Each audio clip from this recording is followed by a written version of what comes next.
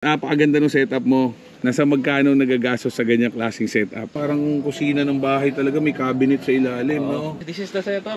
Living room na inspired. So talaga namin na ma-feel na nasa bahay kami habang nagkakap. Ito, isang tropa natin. Napakaganda ng setup, pati sasakyan niya. Kel Esteban. Good morning, boss. Jet. Yun, no? Kel Esteban, follow nyo. Lagyan natin sa baba, page niya. Yeah. Boss, napakaganda ng setup mo. Nasa magkano nagagastos sa ganyang klaseng setup? Well, itong Nissan Navara, intended talaga siya firstly para gusto ko talaga mag-off-road dati. So that's the reason why yung mga tires niya Extreme Mud, Nitto Trail, Nitto Extreme Mud, plus 35 yung size ng gulong, pro-fender shocks, etc. So nakita niyo may winch din, naka-map winch yan, mga sponsor ni ano yan. Yan, naka-map winch. And then, everything. Sa mga rigid na ilaw, etc. Kung na alam talaga eh, 800.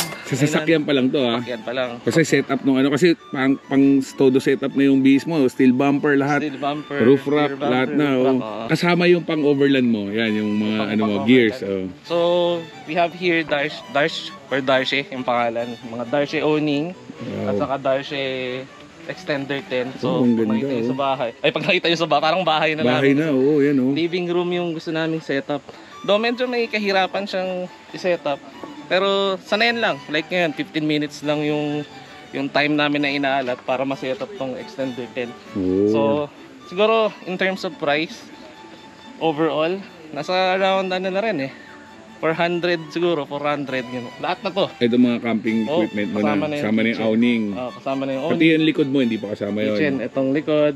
May ano lang yan, parang tent, top mat tent. So tulugan din yan. May mga tao din doon. So mga lights, etc. The good thing about this tent, para gusto mo mag-trail, pwede mong i-detach to. Topi siya. And then, iwan to. Ito na yung parang base cap. So nahihiwala yan. Yes, nahihiwalay pwede siya maiwan. Kunyari, nakasetup ka ng ganyan. Alis muna ako, may bibilin ako. So, kabit mo to dito. Pwede mo alis-ulis sa pen dyan. Kabit. And, ito, kasya dito siguro, 4 or 5 people. So, makita nyo, tutulog yung kasama ko dyan. Ayun, ang luwag. Maluwag. Mga 5 people. So, yun siguro yung advantage niya. But of course, minsan gusto ko pa rin ng rooftop tent. Iba pa rin talaga yun. Pero, hindi na kasya sa condo eh.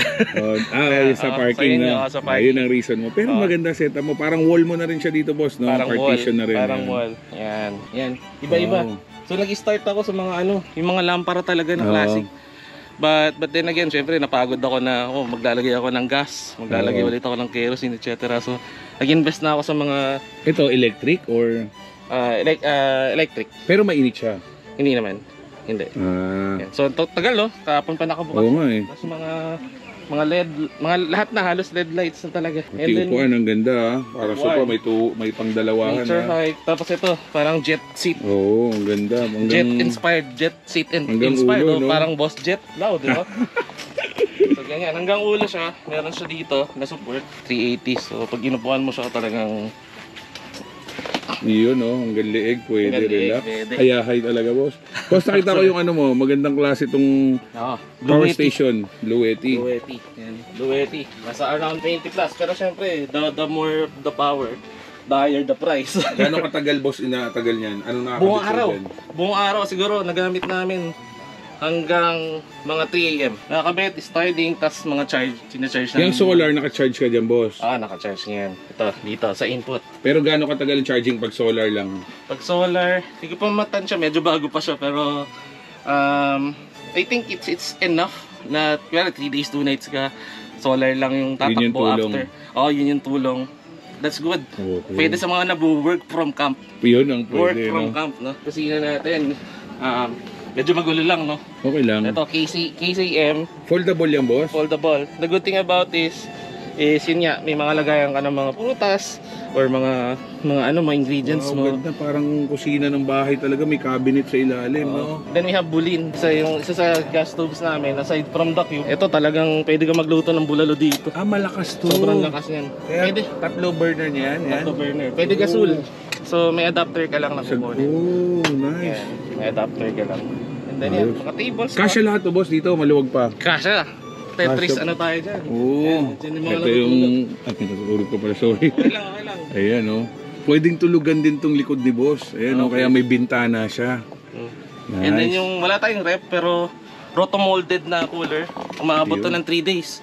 3 days? Oo, proto-molded na cooler yan. Uy, ang galing. Parang chest freezer, parang boss. cheese. Inubos lang namin yung yellow. Nag-inom kami kahapon eh. 3 days kaya. Greenland, isa sa mga best Sa na magkano brands. yan, boss? 9.5 yata? 9.5 nung binili namin. Price yung chest freezer na rin Oo, pa. present chest freezer. This is the setup. Living room na inspired. Gusto talaga namin na ma-feel na nasa bahay kami habang pwedeng mag-work, pwedeng kumain ng matibasay at mamahinga. Yun naman talaga mag-relax. Correct. At walang isipin na iba. Hayahay. Hayay. Okay, brother. Follow nyo Kel Esteban. Andyan yung YouTube page niya. Tsaka Facebook, syempre. Tropa natin yan. Thank you, boss. Salamat, Boss Jet.